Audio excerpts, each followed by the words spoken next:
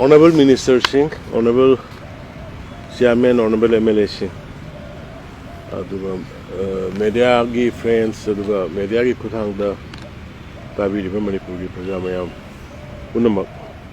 ai kai khumna busuri ekhoi ngarang na handa jiri da honing da ba thogok am sathi ba mioi bana chatna da ba dugumba sajat lisat ki mong da tamthina nupi angang hatpi giba adugi phongphong saringi maruksida narang mathang nahan amuk ekhogi loitang khunuk dagi laishram kamal babu haidana sahi yankhai ga taruklom suraba ma GOC 57 Mountain Division Army gi campus manungda thabak suba sangibadagi tholaktre haidana thiba khangdre na tawba yam nungaitaba haiba tare adu masigi matangda Honorable Prime Minister da hairiba loitang khunogi amadi surrounding area gi praja singna magi family singna Prime Minister da Honorable Prime Minister da thaba memorandum ma ingon su copy ma pire loina ngarang adugumba huji thiba khangdriba Laishram Kamal Babu Hariba Miyoi Sigi JC Ngarang Honorable Minister Shri Dinko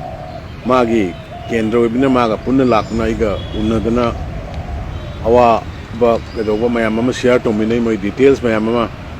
I want the application memorandum of Pibirame I have a memorandum state the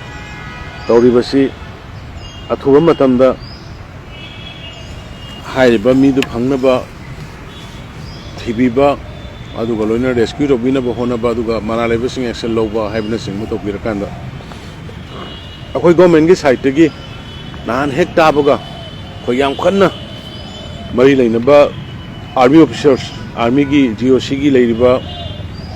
adagi police mayam torakanda even center da IB da kaida from khangal lakanda koi hariba misibu kannana bai ko yam kanna honari laibak thibadi ngasi phawda magi wire ba se khangba ngamdri marak sida FIR khara family gi site gi local gi site gi khogi semi police station da karida GOC 57 Mountain Division gi moigi officials singda gi mathakta masigi responsible pugudabani haibana singba FIR kya sanba khotpa tawbagi pawsu leire government gi site gi su ekoino hoji makoida hairiba mogi laimakhong gi army camp sigi da sangbada moigi entry exit ki ma sign tawbagi lei hairiba gate to daida haiba nipasi entry tawgibagi magi signature yabu copy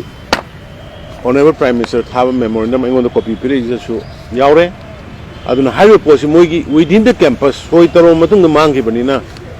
madu aikhoi makhoina madugi phangnuna ba thibada madugi responsibility si makhoina major share lobhum thoi haidana aikhoi gi government side gi su makhoida koi khangan gi balekre aduna praja mayam da aikhoi media gi khuthang da aina mayam da hajari se koi sugumba kaino sing se koi yam thuna phangnana ba ikhogi site gi honari adu yam nungai tabadi ikhogi marakta manipur da leiriba security personnel sing aduga public sing gi matakta ikhoji transparency and sincerity pukchen iseng sengna da badona tawbugumba mainly security person group kharada masi yam laibak thibani manipur da leiriba citizens si all punamak all Manipuris are Indian citizens haibasi makhoida yamna equally manana yenghanba aikoida feel tawi amada na hena tawba tawi loibak tawi habnate some section kharada madugumagi mami tabadong na tawbusi yam laibak thibani aduna yaragadi hujik campus manungda mangi banina madugi responsibility si makhoina lauraga athuba matamda hairiba mangriba laisram kamal babu se magi where about si tuna magi family da madi manipur ki praja miyam da khangan bam thoi haidana ai gomeng side ki moi dai koi khangan gi ba laikre adu loina na koi home ministry adu ga central ki leadership su hairiba posi yamna masi yamna serious ni maramdi security ki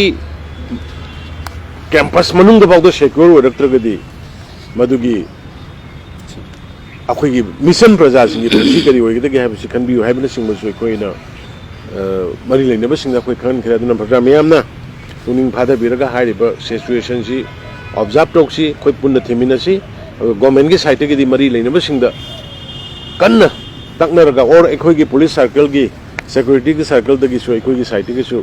kanna thijari haidana adumaina ai thamjage miyamda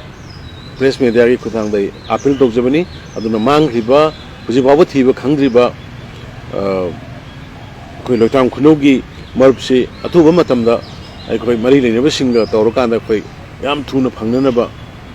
magi where about khangnanaba koi thiri haidana adumaina thamjage kurumjari